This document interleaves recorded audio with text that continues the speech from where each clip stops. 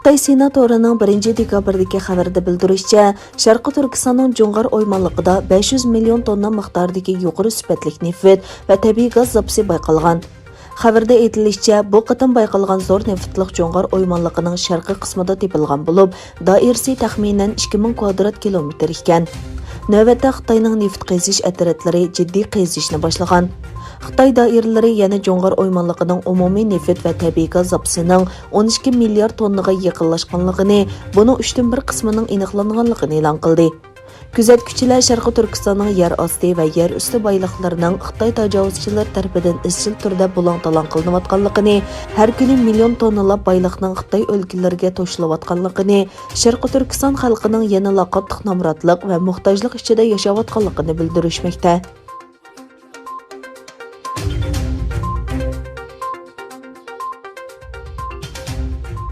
Avstraliya Strategiya va siyosat institutining xodimlari bir necha yil ilgari Uyg'urlar diyoridagi lagerlarning kengayish ahvoli haqida doklad tayyorlab chiqib, Uyg'urlar duch kelayotgan bostirishning yuqori pallaga chiqayotganligini ko'rsatgan edi.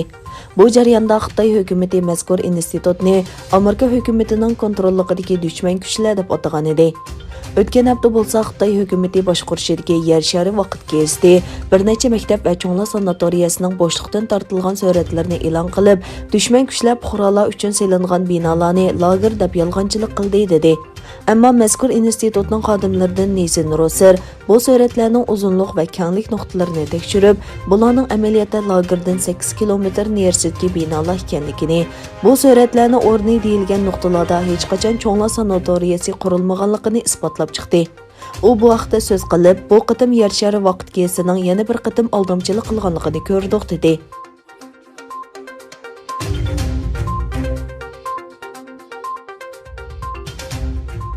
Germaniya axborot vositalaridagi uchurlardan ma'lum bo'lishicha, 2 dekabr kuni Berlin hukumati federativ hukumatning kishilik huquq siyosati to'g'risidagi 14 dokladni e'lon qilib, Uyg'ur, Tibet va Hong Kong masalasidagi maydonini oshkorlagan. Dunyoning har qaysi joylaridagi kishilik huquq vaziyatini o'z ichiga olgan 302 betlik bu dokladning Xitoyga oid qismida Xitoyning jazo lagerlari siyosatini qattiq tanqidlagan. Bu Germaniya hukumatining tunji qitim davlat nomidan Xitoyning osonliq millatlarni bostirish, lagerlarga qamab qiynashdek insoniyatsiz siyosatlarni rasmiy yo'sinda doklad e'lon qilib ayblishi bo'lib hisoblangan. Hozirga qadar Germaniya davlat rahbarlari, Tashqi ishlar ministrligi, Germaniya parlamenti kishilik huquq komiteti Xitoyning insoniyatga qarshi jinoyatlarini, bo'libmi Uyg'urlar ustidan yurgizayotgan millionlagan insoniy jazo lagerlarga qamab qiynash harakatlarini diplomatik qoida yo'sinlar doirasida ehtiyot bilan tanqidlab kelgan bo'lsa-mu, bu qitimqidek Germaniya hukumati nomidan rasmiy ayblab boqmagan. Xabarda ta'kidlanishicha, mazkur dokladda jazo lagerlari masalasidan boshqa Uyg'urlar uchrayotgan majburiy emgak va majburiy tug'ut cheklash masalasini alohida tilga ilingan. Xitoyning Uyg'urlarning diniy va madaniyatini xitoychilashtirishga majburlayotganligi, Uyg'urlarning Xitoy Kommunistik partiyasining madaniyat nazariyasi va ko'rsatmalariga uyg'unlashishga qistilayotganligi bir mazmun qilingan.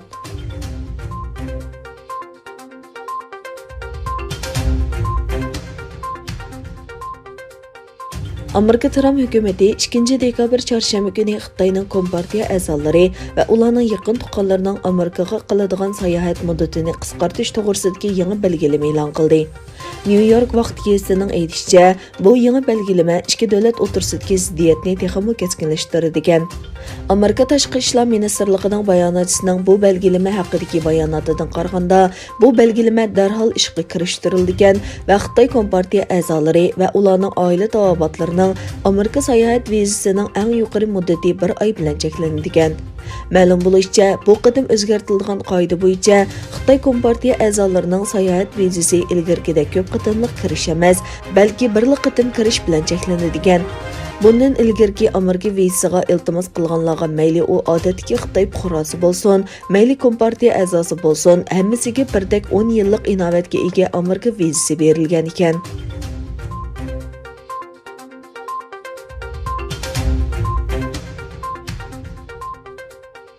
ئامېرىكائىستىخبارات ئىدارىسىنىڭ يۇقىرى دەرىجىلىك ئەمەلدارى دۆلەت ئاخبارات ئىدارىسىنىڭ باشلىقى جون راكلىف مۇنداق دېدى: خىتاي 2. دۇنيا ئۇرۇشىدىن بۇيانقى دېموكراتىيە ۋە ئەركىنلىك ئۈچۈن ئەڭ چوڭ تەھدىت. Valkotchi gazetida maqol yozgan Raklif Xitoyning Amerikaning maxfiyatligini o'g'irlash va bozordagi Amerika shirkatlarining o'rnini elish orqali taraqqiy qilganligini bayon qildi. Tramp hukumati Xitoy mahsulotlarga qo'shimcha boj qo'yish va bilim mulk huquqi o'g'irlagan deb ayblash orqali Beyjingga qarata qat'iy pozitsiya tutgan edi. Raklif yana Beyjingning Amerika bilan ixtilofga tayyorlik qilayotganligini va iqtisodiy, harbiy va texnika nuqtasidan dunyoni kontrol qilishni xohlaydiganligini o'tirg'a qo'ydi. Buningdan ilgari davlat ishlari kotibi Mike Pompeo va FBIning mudiri Christopher Waraymo mushuningga o'xshash bayonotlarni bergan.